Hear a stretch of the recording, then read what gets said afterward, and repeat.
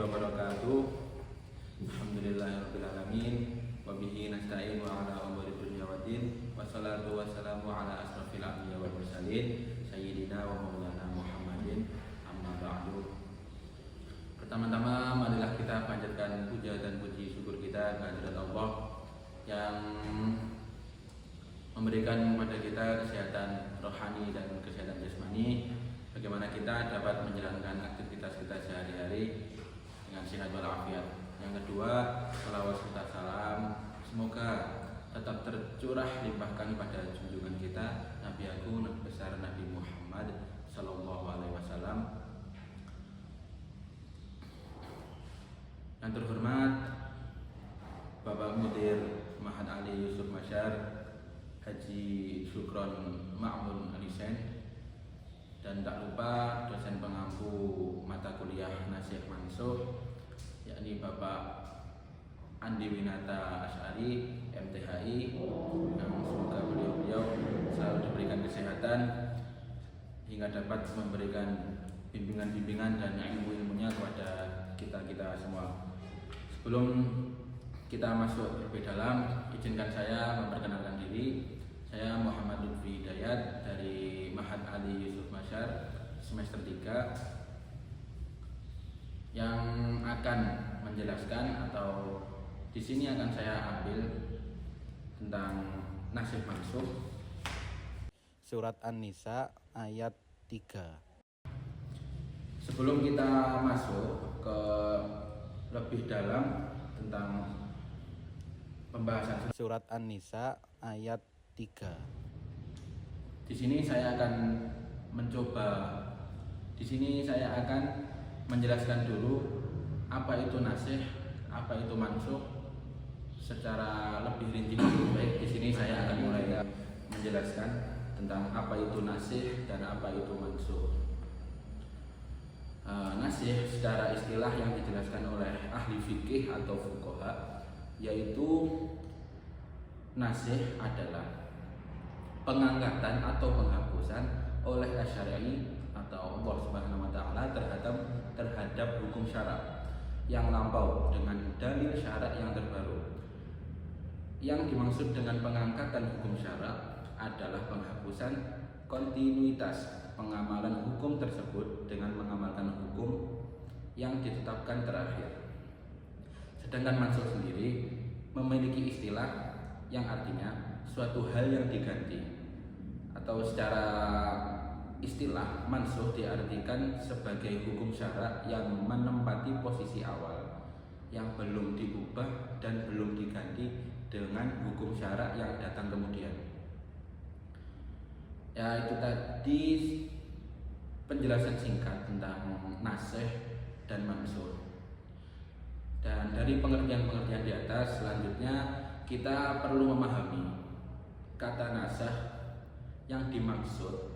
Nasah adalah suatu perbuatan pembatalan atau penghapusan pada hukum syarak dari hukum lama menuju hukum yang baru yang bersumber dari syarak yang datang kemudian. Maka dalam menasahkan diperlukan dua unsur penting, yaitu nasih dan mansuh, di mana nasih merupakan hukum atau dalil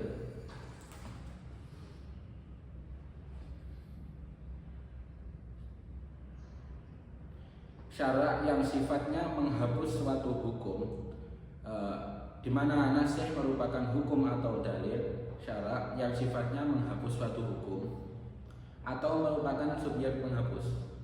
Sedangkan mansuh merupakan hukum atau dalil syarak yang nantinya dihapus atau diganti atau juga merupakan objek penghapusannya.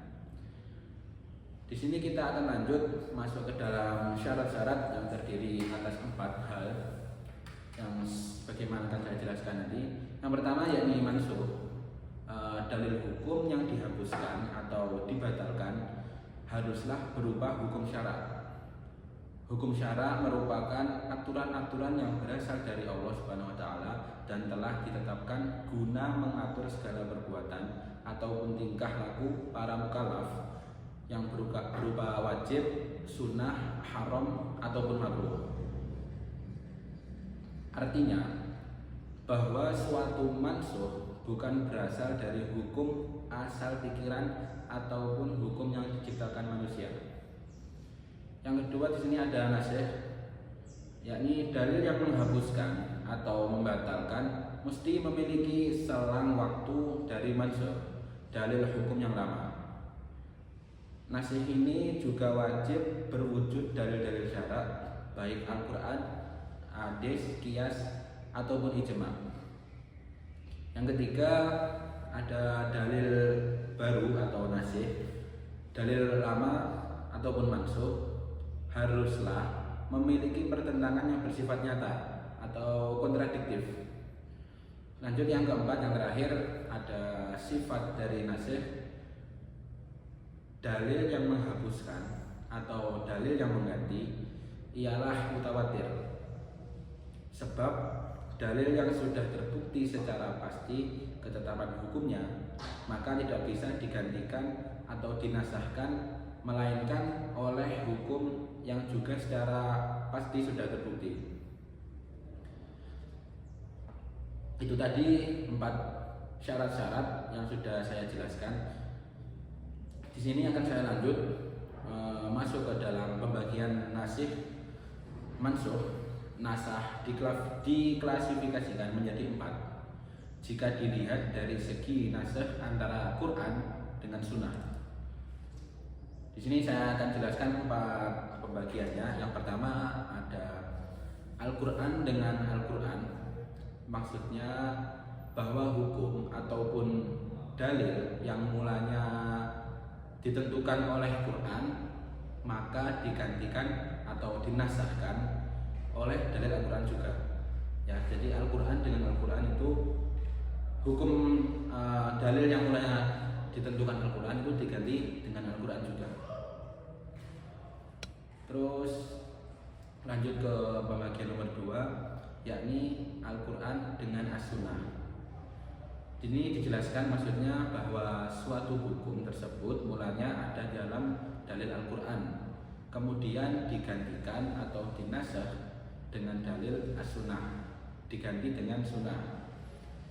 Terus lanjut yang bagian ketiga, As-Sunnah dengan Quran. Maksud dari nasah ini ialah bahwa suatu hukum atau dalil yang telah ditentukan berdasar dalil As-Sunnah lalu diganti atau dinasah dengan dalil Quran.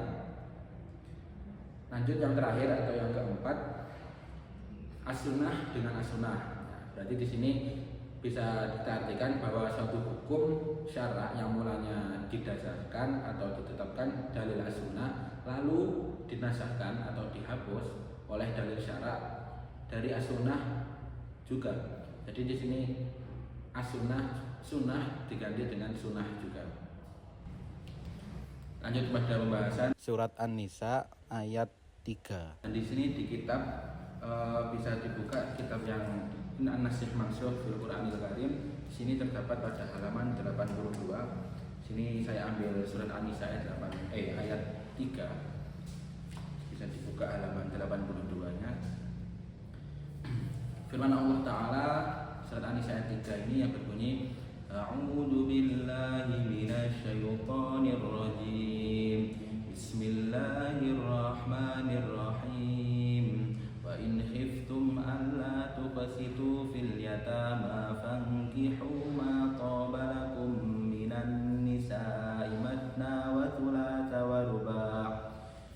Minan nisa'i matna wa thulatha wa ruba' fa in khiftum alla ta'dilu fawahidatan aw ma malakat aymanukum dzalika adna alla ta'ulu.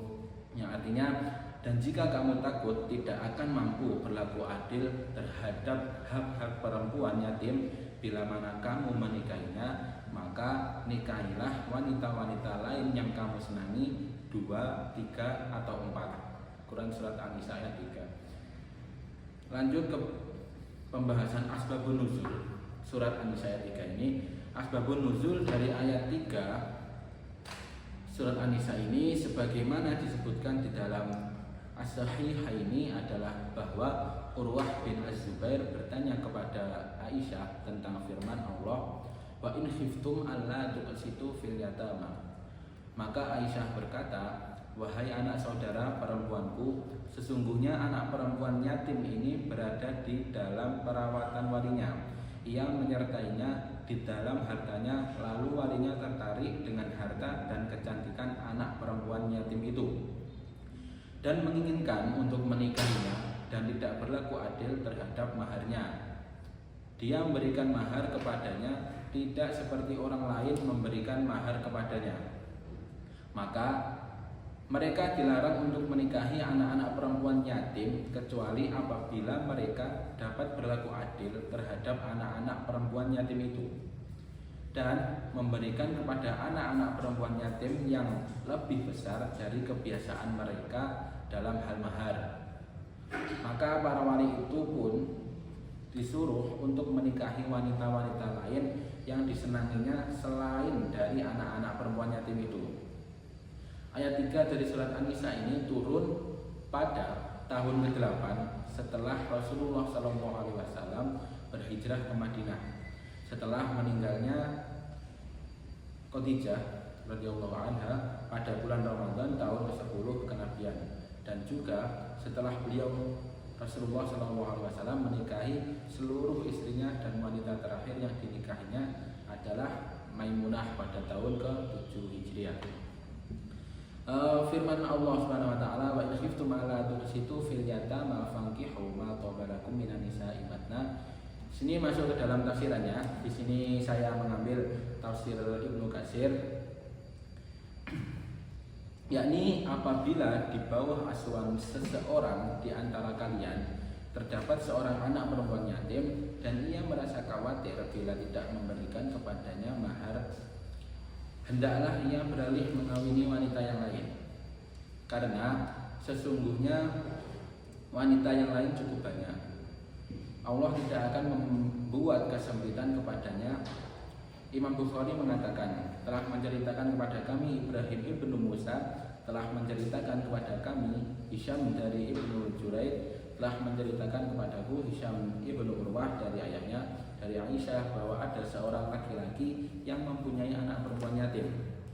Lalu ia menikahinya, sedangkan anak perempuan yatim itu mempunyai sebuah kebun kurma yang pemeliharaannya dipegang oleh lelaki tersebut, dan anak perempuan yatim itu tidak mendapat sesuatu mas kawin pun. Maka turunlah firman Allah Subhanahu wa taala, surat An-Nisa ayat 3 tadi. Lanjut, menurut keyakinanku dia si perawi mengatakan bahwa anak perempuan yatim tersebut adalah teman seperseroan lelaki itu dalam kebun kurma, juga dalam harta benda lainnya. Kemudian Imam Bukhari mengatakan, telah menceritakan kepada kami Abdul Aziz ibnu Abdullah, telah menceritakan kepada kami Ibrahim ibnu Sa'ad dari Saleh ibnu Kaisan dari Ibnu Syihab yang mengatakan bahwa Urwah ibnu Zubair pernah menceritakan kepadanya bahwa ia pernah bertanya kepada Siti Aisyah mengenai firman Allah. Jadi menanyakan surat An-Nisa ayat 3 tadi, dan di sini Siti Aisyah mengatakan, hai anak saudara perempuanku, anak yatim perempuan yang dimaksud berada dalam asuhan walinya dan berserikat dengannya dalam harta bendanya, lalu si wali menyukai harta dan kecantikannya, maka timbullah niat untuk mengawininya tanpa berlaku adil dalam mas kawinnya. Selanjutnya ia memberinya mas kawin dengan jumlah yang sama seperti yang diberikan oleh orang lain kepadanya, yakni tidak sepantasnya. Maka mereka dilarang menikahi anak-anak yatim seperti itu kecuali jika berlaku adil dalam mas kawinnya, dan hendaklah mas kawinnya mencapai batas maksimal dari kebiasaan mas kawin untuk perempuan sepertinya. Jika para wali tidak mampu berbuat demikian, mereka diperintahkan untuk kawin dengan wanita lain selain anak-anak perempuan yatim yang berada dalam perwaliannya. Urwah mengatakan bahwa Siti Aisyah pernah mengatakan, sesungguhnya ada orang-orang yang meminta fatwa kepada Rasulullah SAW sudah ayat di atas. Maka Allah menurunkan firman-Nya dalam surat An-Nisa ayat 127 yang artinya, dan mereka minta fatwa kepadamu tentang para wanita. Siti Aisyah melanjutkan kisahnya bahwa diturunkan pula ayat lainnya, yaitu firman-Nya, yakni tadi surat An-Nisa ayat 127, karena ketidaksukaan seseorang di antara kalian terhadap anak yatim yang tidak banyak hartanya dan tidak cantik, maka mereka dilarang menikahi anak yatim yang mereka sukai harta dan kecantikannya, kecuali dengan mas kawin yang adil. Demikian itu karena ketidaksukaan mereka bila anak-anak yatim itu sedikit hartanya dan tidak cantik. Lanjut pada firman Allah yang berbunyi masna wa thulatsa wa ruba', masih surat An-Nisa ayat 3. Nikahilah wanita manapun yang kamu sukai selain dari anak yatim.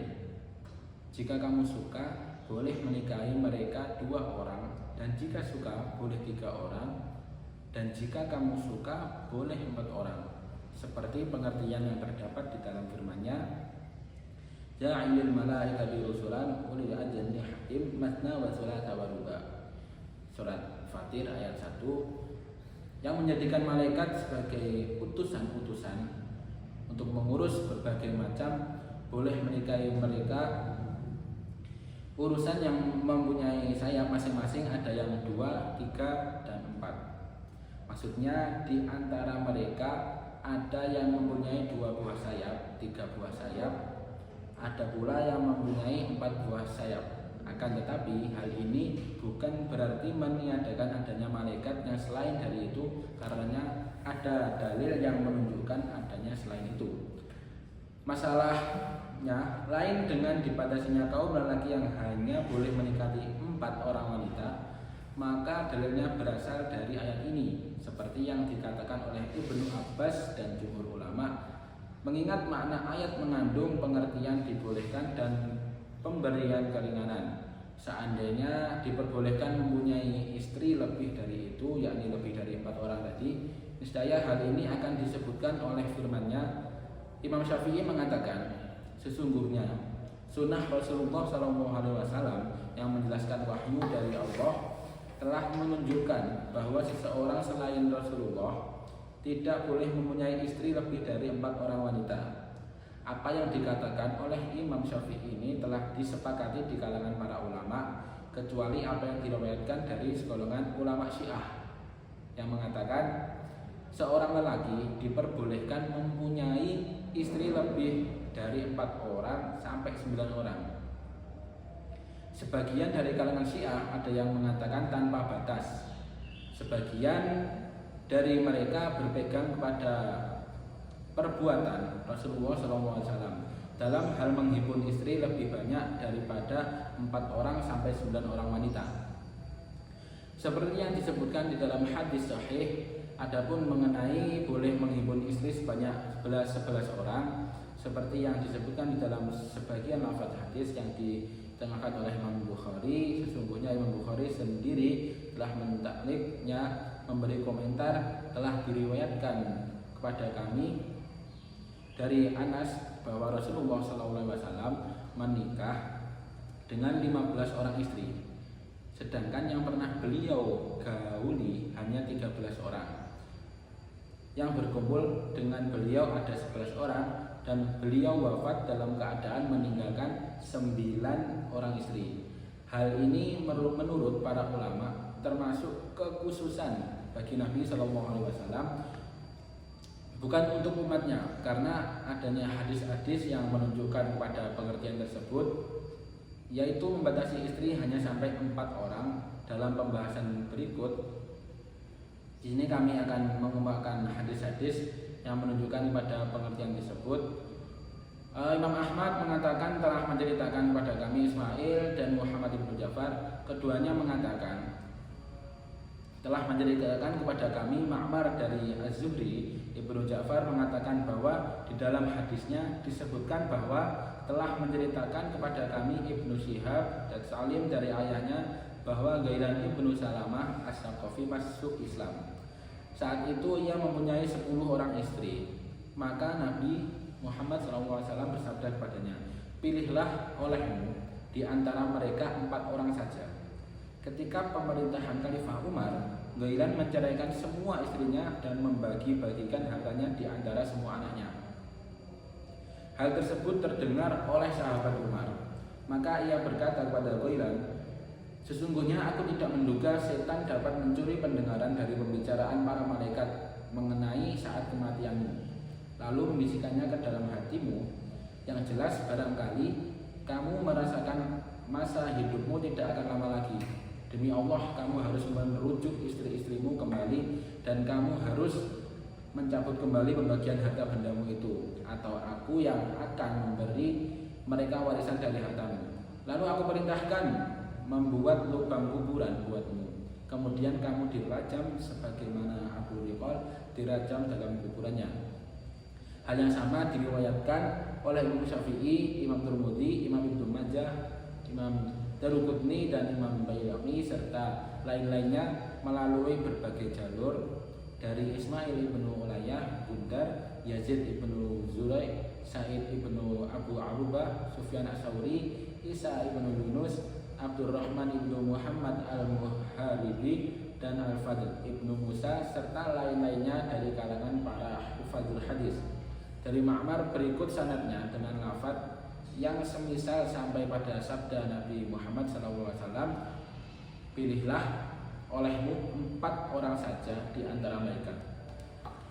Sedangkan lafadz lainnya mengenai kisah Umar radhiyallahu anhu termasuk asar yang hanya diriwayatkan oleh Imam Ahmad sendiri, tetapi hal ini merupakan tambahan yang baik dan sekaligus melemahkan analisis yang dikemukakan oleh Imam Bukhari terhadap hadis ini menurut apa yang diriwayatkan oleh Imam Tirmidzi darinya.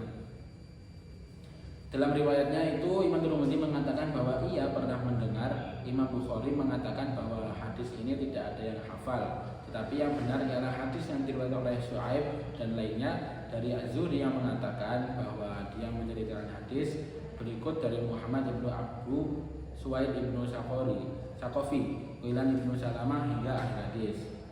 Imam Bukhari mengatakan sesungguhnya hadis Az-Zuhri dari Salim dari ayatnya hanyalah mengatakan bahwa seorang lelaki dari Bani Sakif menceraikan semua istrinya, maka Umar berkata kepadanya, kamu harus merujuk istri-istrimu kembali, atau aku akan merajam kuburmu sebagaimana kubur Abu Riqal dirajam. Akan tetapi analisis Imam Bukhari ini masih perlu dipertimbangkan. Sesungguhnya Abdul Razak meriwayatkan dari Ma'mar dari Az-Zuhri secara mursal, hal yang sama diriwayatkan oleh Imam Malik dari Abu Zuhri secara mursal. Abu Hatim mengatakan bahwa hal ini hanyalah dugaan belaka. Sesungguhnya sanad hadis ini adalah Az-Zuhri dari Muhammad ibnu Abu Suwaid yang menceritakan telah sampai kepada kami bahwa Rasulullah SAW hingga akhir hadis.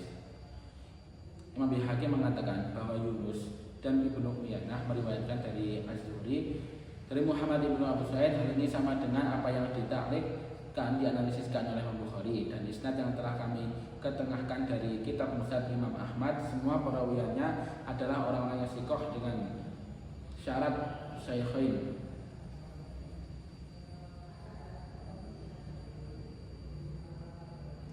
Hadis lain mengenai hal tersebut diriwayatkan oleh Abu Dawud dan Imam Ibnu Majah di dalam kitab sunnahnya masing-masing melalui jalur Muhammad ibnu Abdurrahman. Dan sampai akhir Imam Abu Dawud meriwayatkan bahwa di antara mereka ada yang menyebutkan Ash-Shamarzal dengan memakai huruf dal dari Qais ibnu Haris. Menurut riwayat lain yang ada pada Imam Abu Dawud dalam riwayat Al-Haris ibnu Qais, Umar Al-Sa'adi pernah mengatakan, aku masuk Islam dalam keadaan mempunyai 8 orang istri. Lalu aku tuturkan hal tersebut kepada Nabi Muhammad SAW, maka beliau bersabda, pilihlah olehmu di antara mereka 4 orang saja. Sanad hadis ini jayyid. Perbedaan syawahid seperti ini tidak menimbulkan mudarat pada hadis yang dimaksud. Hadis lain sehubungan dengan masalah ini diriwayatkan oleh Imam Syafi'i. Kitab Musnadnya disebutkan bahwa pilihlah 4 orang istri saja. Rasulullah bersabda kepadanya, pilihlah 4 orang istri saja, mana yang kamu sukai dan ceraikanlah yang lainnya. Ia mengatakan, maka aku menjatuhkan keputusanku terhadap seorang di antara mereka yang paling lama menemaniku, yaitu seorang wanita yang sudah tua lagi mandul sejak 60 tahun yang silam. Lalu aku ceraikan dia. Semuanya merupakan syawahid yang memperkuat hadis Ghailan tadi menurut apa yang dikatakan oleh Imam Baihaqi. Terus firman Allah, wa in khiftum alla ta'dilu fawahidatan aw ma malakat aymanukum. Maksudnya, jika kalian merasa takut tidak akan dapat berlaku adil bila beristri banyak, yakni adil terhadap sesama mereka, seperti yang dinyatakan di dalam ayat yang lain, yaitu firman-Nya, walan tastati'u an ta'dilu bainan nisa'i walau harastum. Dan kamu sekali-kali tidak akan dapat berlaku adil di antara istri-istrimu walaupun kamu sangat ingin berbuat demikian. An-Nisa ayat 129. Pendapat yang sahih adalah apa yang dikatakan oleh jumhur ulama sehubungan dengan tafsir ayat ini. Yang demikian itu adalah lebih dekat kepada kita berbuat aniaya. Surat An-Nisa ayat 3. Di dalam suratnya itu Utsman ibnu Affan mengatakan, sesungguhnya aku bukanlah neraka yang berat sebelah. Demikian menurut riwayat Ibnu Jarir. Ibnu Abu Hatim menyatakan, menurut ayahku hadis ini keliru. Yang benar hadis ini adalah dari Siti Aisyah. Secara mauquf tidak sampai kepada Nabi Shallallahu Alaihi Wasallam. Ibnu Abu Hatim mengatakan telah diriwayatkan dari Ibnu Abbas, Siti Aisyah, Mujahid, Ikrimah, Al-Hasan, Imam Malik, Ibnu Razin, An-Nakhai, Asy-Sya'bi, Ad-Dahhak, Ata'ala Qurasani, Qatadah, As-Sadi, dan Muqatil Ibnu Hayyan bahwa mereka mengatakan tidak berat sebelah. Ikrimah memperkuat pendapatnya dengan bait yang diucapkan oleh Abu Thalib seperti yang telah kami sebutkan di atas. Tetapi apa yang diucapkan oleh Abu Thalib adalah seperti yang diriwayatkan di dalam kitab As-Sirah.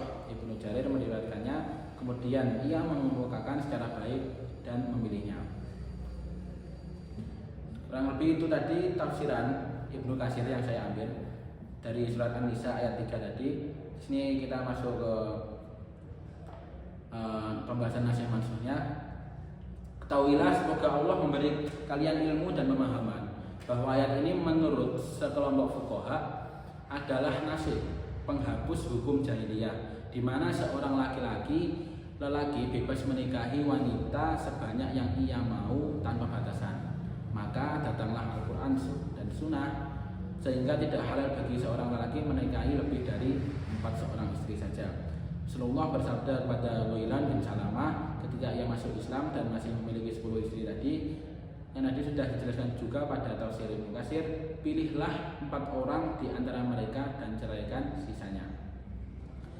Maka firman Allah Ta'ala tadi surat An-Nisa ayat 3. Terus lanjut penjelasan Qadhi Muhammad bin Al-Arabi. Beliau berkata, Al-Bukhari meriwayatkan dengan lafaz dari Aisyah radhiyallahu anha, ada seorang lelaki yang memiliki seorang anak yatim perempuan dalam asuhannya. Ia ingin menikahinya karena kecantikan atau hartanya, namun tidak memberinya mahar yang pantas, sehingga turunlah ayat tadi.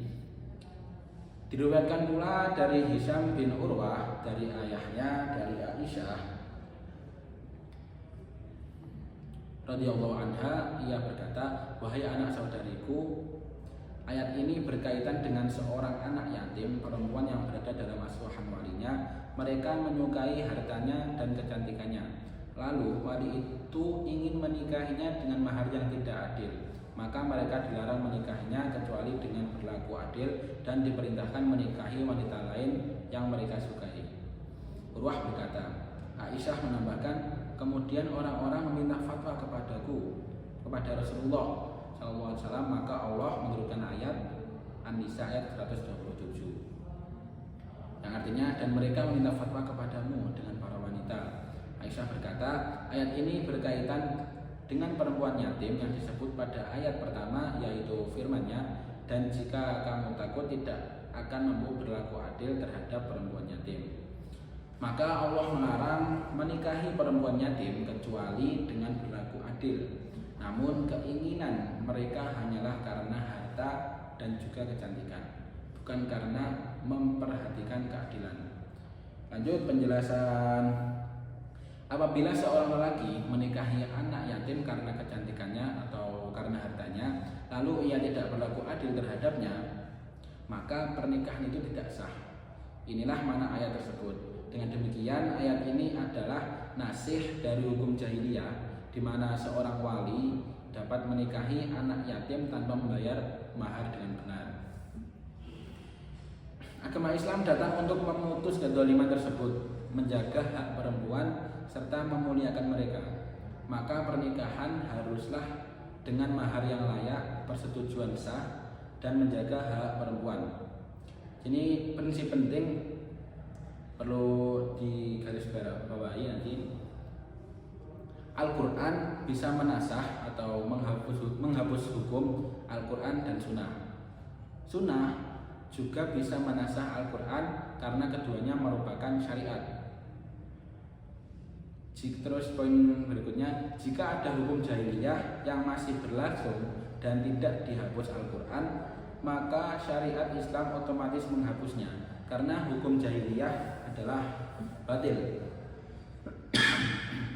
Sebagai contoh, orang jahiliyah menyembah berhala, maka ketika Islam datang, hukum itu dihapus, meskipun tidak ada nas atau teks khusus yang menyebutkan larangan satu persatu bentuk peribadatan jahiliyah tersebut. Contoh dari sunnah. Ini saya ambil riwayat dari Ibnu Syihab, dari Salim, dari Ibnu Umar radhiyallahu anhu. Ghailan bin Salamah masuk Islam dengan 10 orang istri bersamanya. Maka Nabi Muhammad SAW bersabda kepadanya, pilihlah 4 dari mereka dan ceraikan sisanya.